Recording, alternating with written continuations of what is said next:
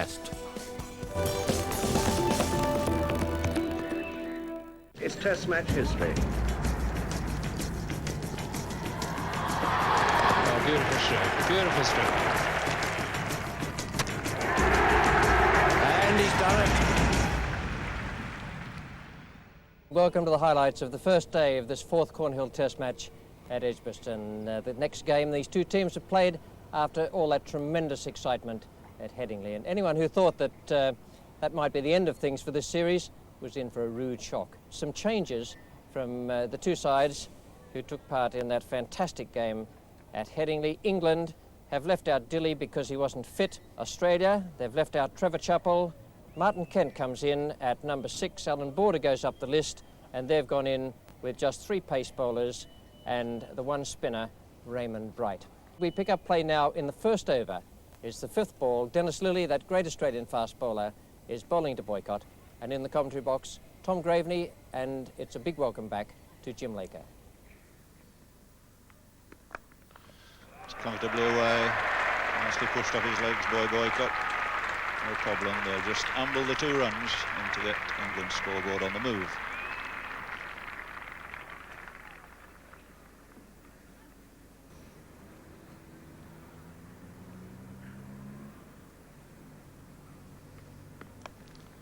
That's better. Brearley, a very, very good, very highly skilled player off his legs.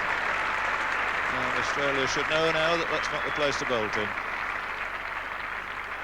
So the first boundary, very nicely tickled away down to long leg for 4.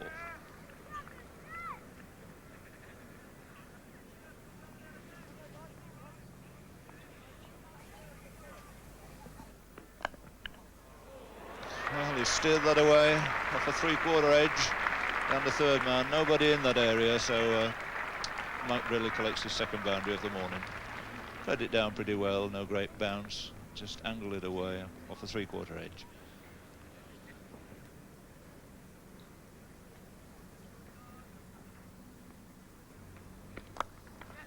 Well, that's on his leg stump, worked very comfortably, very easily through mid-wicket. Dyson giving chase, should have 3 runs here very comfortably.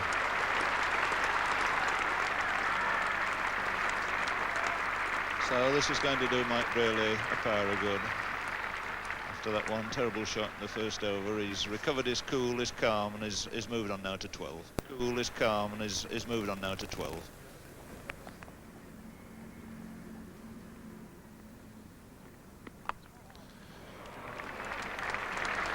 Well, that's not quite where he intended it.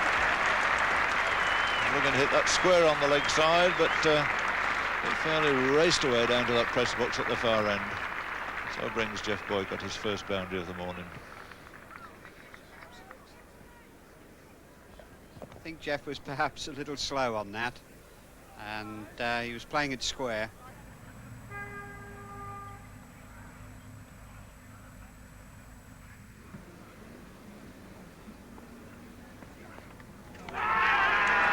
What a good delivery. It drew Boycott into the stroke. Alderman has broken through on a pitch where there really isn't anything there for the bowlers. A very good away swinger that started Boycott on the stroke and then had him follow it all the way to find an edge to Rodney Marsh. A very good piece of bowling that from Terry Alderman. 29 for 1, with Boycott caught Marsh, bowled Alderman for 13.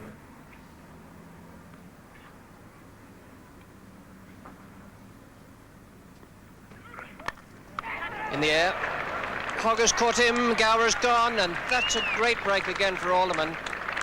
An attempted bouncer that didn't really get up. I think we'll see when we have a second look at it that the ball came through, well, round about waist high, perhaps a fraction higher, although it was meant to be a flyer.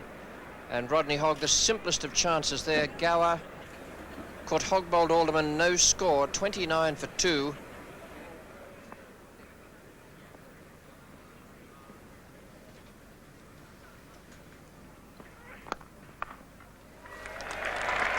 Off the mark straight away. 30 for 2, 13 to Brearley, 1 to Graham Gooch.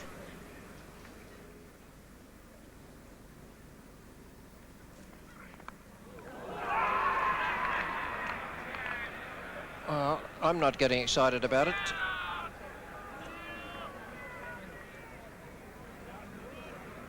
The fielder says he thought he caught it, but we'll just wait and see what happens with the umpires. I had the feeling that it might have reached there on the half volley.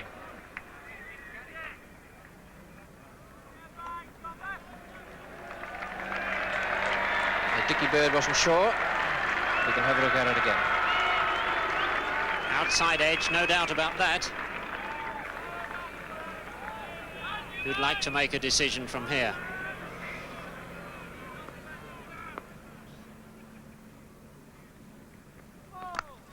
Shot for 4 and a no ball called as well.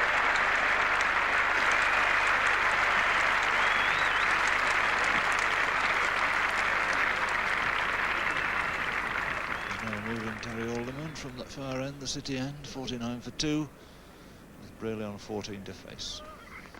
And that's pushed out very quietly into the offside.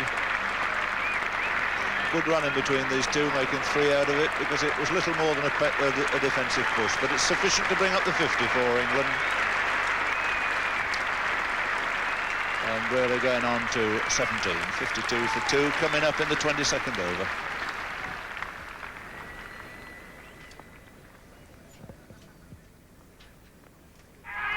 And that's a very confident shout, a minute's delay, and up goes the finger of Dickie Bird.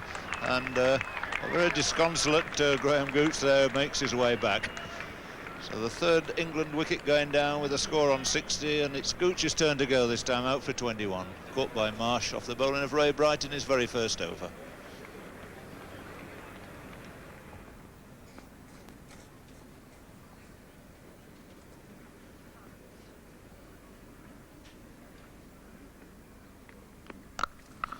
That's 4 runs. A really short delivery outside the off stump, made for putting away, which is exactly what Mike Brearley did with it. Lovely square cut, brings him 4. Just 4 more runs added there to take the total on to 68 for 3 at lunch, with Mike Brearley hanging in very, very grimly at 25 not out. Good bowling from Alderman, 2 wickets, and a bonus for Ray Bright picking up Graham Gooch's wicket just before lunch after he'd made 21 in pretty good style. We pick up play now in the second ball after lunch. Alderman is the bowler. He's coming into bowl to Mike Gatting. No more runs added, and with me in the commentary box is Tom Gravy. Not quite where he meant it, to get off the mark.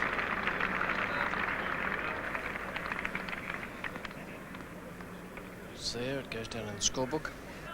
There's no real benefit from the breeze here, so there's no reason why Lilly shouldn't bowl from that end, nor is there any help from the slope of the ground.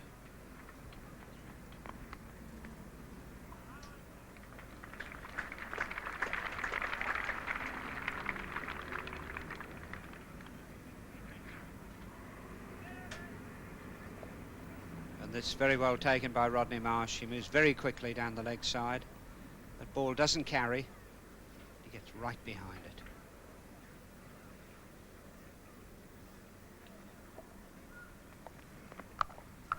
Before more, no third man. And a little obscured here on the side of our commentary box, but you can bet your life there's no one down there. Really speaking, on a wicket like this, if the batsmen get in, there are runs galore down there.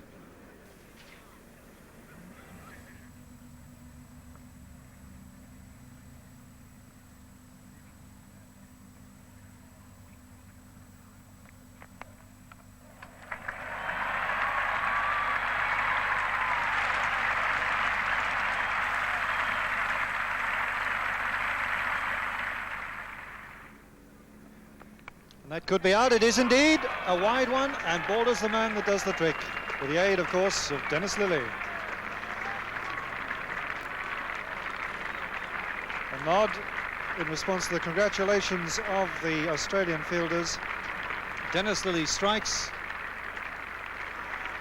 removing the England captain Mike Brearley, out for 48.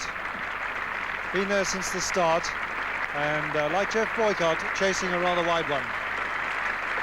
A generous round of applause for the England captain, for Balder bowled Lilly 48. That's a fine shot. In front of square.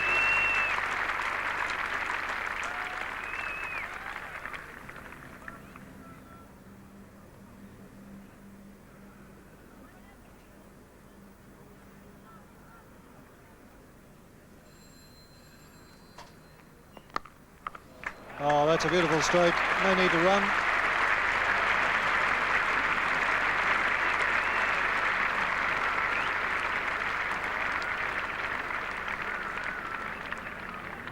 It was a very forceful stroke indeed to get off the mark.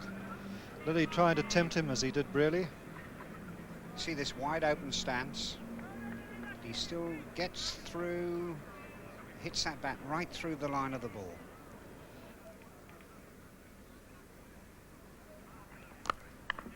That's a lovely stroke from Peter Willey, racing away off the sun-baked outfield here at Edgbaston for 4. Second 4.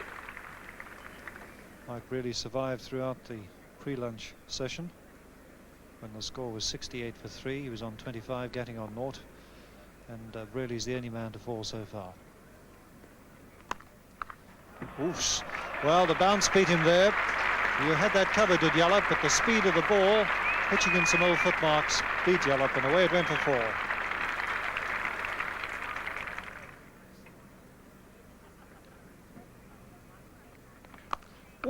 Oh, that's a chance. Well, he made a great effort there, did Dennis Lilly. His weight taking him away from the ball, and certainly a misstroke from Peter Willey. Peter Willey gets back and tries to thrash this one back. It's certainly carried. In fact, a fine effort by Dennis Lilly that he should come so far back in his run-up. But it's some inches off the ground when he gets to it.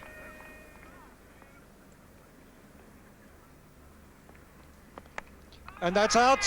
Alderman's done it, and Lilly is the bowler again. Another wide delivery. And that was a fine catch by Terry Alderman. Gatting is out for 21. Dennis Lilly takes his second wicket. And really, Gatting contributed to his own downfall there.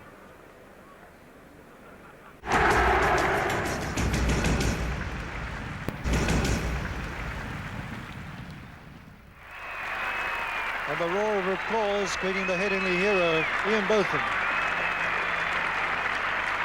I can't remember when a batsman coming to the wicket received such an ovation.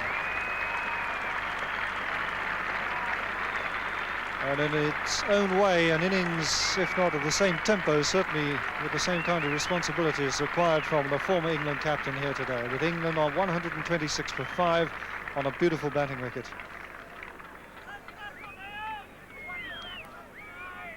And while Ian Burton comes in, takes guard and settles down, let's just have a look at this again. A full-length delivery, getting not quite to the pitch of the ball, and that flies off the outside edge, but Alderman, with very, very fast reactions indeed, snaps that up off away to his right. The 5th England wicket to fall, 126 for 5.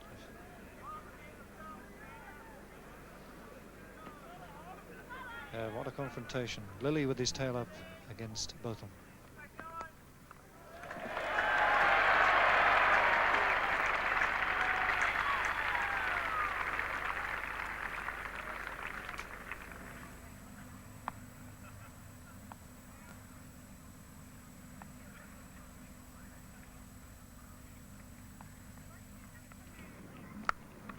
Wow,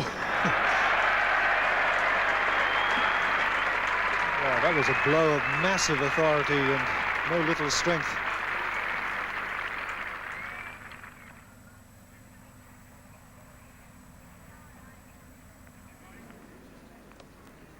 Cheeky, very cheeky. It's the shot of a man who made 149 not out at Headingley.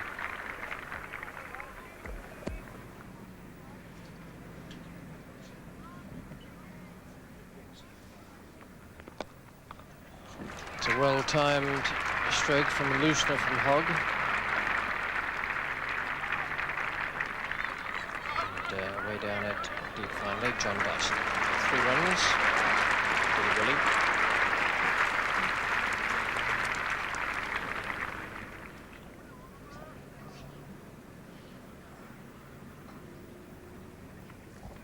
Oh, well done, well bowled. He did it to Botham at Lord's, and he's done it again out of the footmarks, this time to Willie. And I don't think that was an accident. It was too wide out to be a bad delivery, that. Sneaked it out into the bowler's rough and spun it behind the pads. And we've seen a very intelligent piece of bowling here. As you see, that pitch is outside the leg stump. It's very well up to Peter Willie, which makes it very difficult to sweep.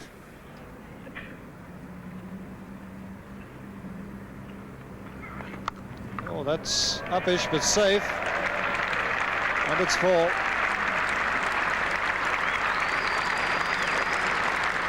The one thing about playing like this, Tom Graveney, is that if you're going to flash hard, it goes for miles off the edge. Well, there's no doubt about Ian Botham flashing hard. He's a very strong young man. Here it is, well short. He's flashing away there. Just pulls that front foot away. You see him leaning back a bit. And there's the first big blow. That's a huge stroke. Where has it gone? Well, they're just having a look to see if that carried for 6. Umpire Don Osler deciding a pitch just inside the ropes. But a massive blow of authority from Ian Botham.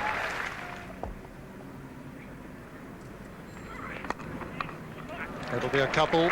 Kim Hughes is after it.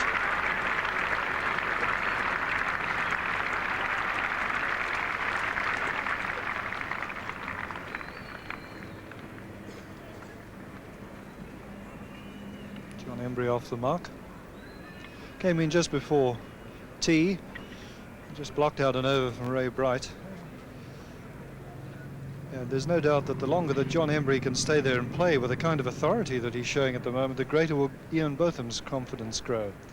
But he's found somebody who can exist out there at the other end with him. Oh, I spoke too soon. A catch? Well, Graham Wood putting that down. And that is a catch which a top-class slip fielder should have caught. Very good delivery, this. Leaving him slightly off the wicket. No, pretty straight, really. And Graham Wood never really getting his hands together there.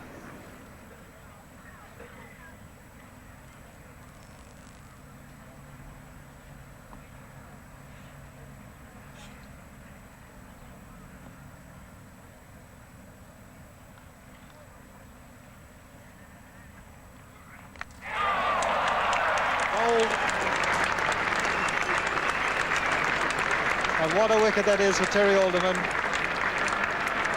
Outside of Jeff Boycott, that's the wicket that Australia really are exceptionally glad to get. And it'd be very interesting to see whether that ball did anything or whether Ian Botham just played up the wrong line. Here comes the replay. And from behind, it really looks like a very, very straight ball. Perhaps see it a little bit better from the far end, but great blow for Australia, that, because as he showed at Headingley, Ian Botham can turn a match upside down if he stays in. And here we're looking at it from the City end, and looks absolutely dead straight, and Ian Botham playing all round it.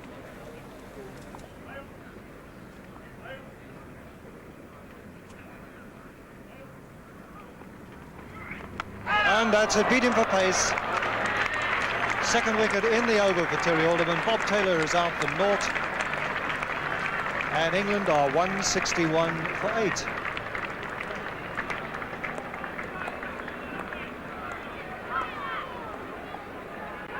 Well, this really is astonishing. Mind you, Bob Taylor probably didn't think he was going to have to bat today. And he's just played all the way inside that. Through him. He was a little bit late on the shot. And Terry Alderman notches his 4th wicket.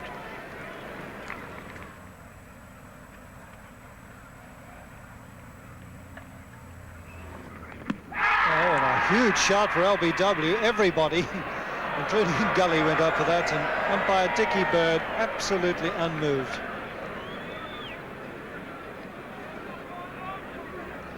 He's had to make a couple of awkward decisions today, has Dickie. I think there's the answer where that ball pitches, just outside the leg stump. Certainly would have knocked the lot down.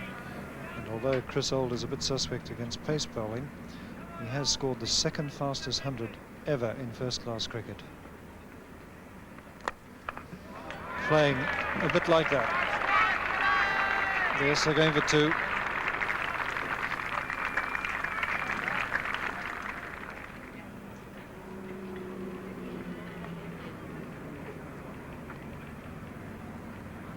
And he's bowled him right across at John Embry. Perfectly straight ball. And the 9th English wicket falls on 165. Togging action now to Willis. Sliced away over the top of mid-off. He's picked his spot again pretty well. And Bob Willis knows there's no need to run for this. He knows this ground very well, knows how fast it is.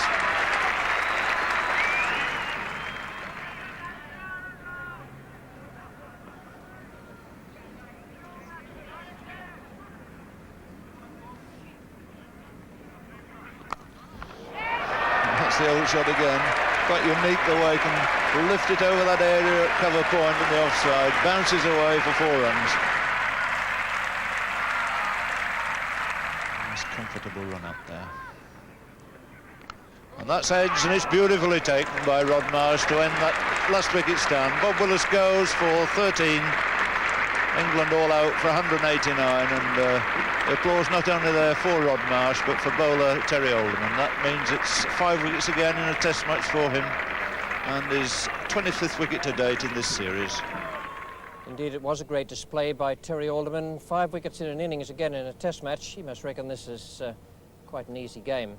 Top score there, Mike Brearley, 48. Everyone up the top there got a start except Gower, but they were just not quite able to go on with it. Both of them second top score with 26.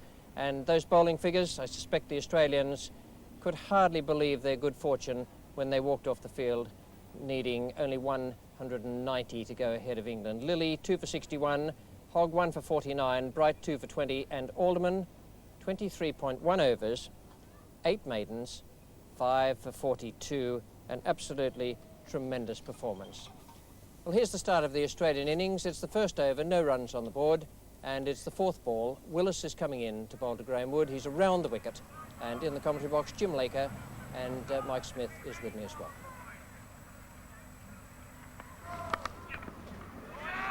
Wood quickly away after hurry, and the throw not a good one. Wild throw to bring overthrows in the end. I just think John Dyson had his heart in his mouth there. Graham Wood has got something of a reputation as a runner out of batsman.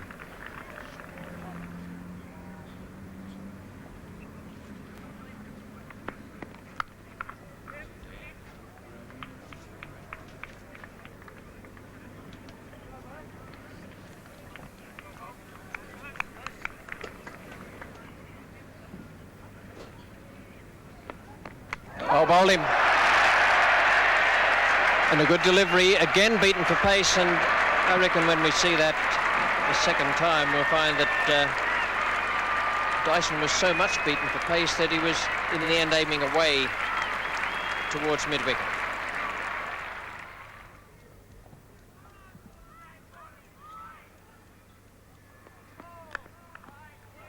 And that's just the spot from where Chris Old came. A no ball, and it's 2 runs anyway to Alan Border, takes him off the mark.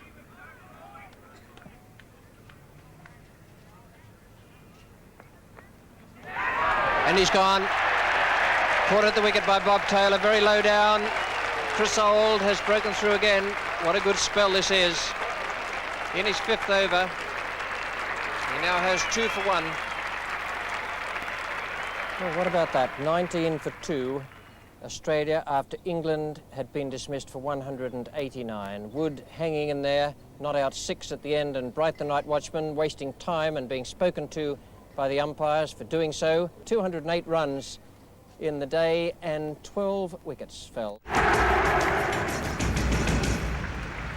Beautiful stroke.